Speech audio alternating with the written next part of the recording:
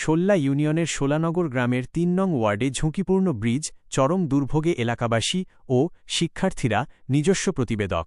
শোলানগর, শোল্লা union.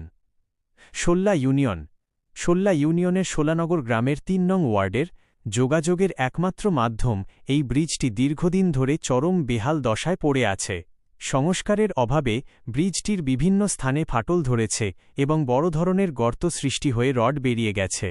ফলে যে কোনো সময় বড় ধরনের প্রাণহানির শঙ্কা নিয়ে চলাচল করতে হচ্ছে স্থানীয় জনসাধারণকে।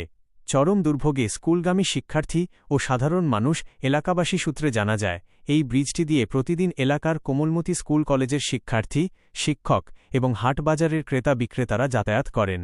ব্রিজের ডেকের ঢালাই ভেঙে বড় গর্তের সৃষ্টি হওয়ায় পথচারীদের চলাচলের সময় প্রতিনিয়ত ছোটখাটো দুর্ঘটনা ঘটছে।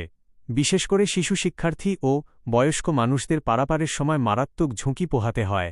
এছাড়া স্থানীয় কৃষকরা তাদের উৎপাদিত কৃষিপণ্য বাজারে নিতে গিয়ে চরম বিপাকে পড়ছেন।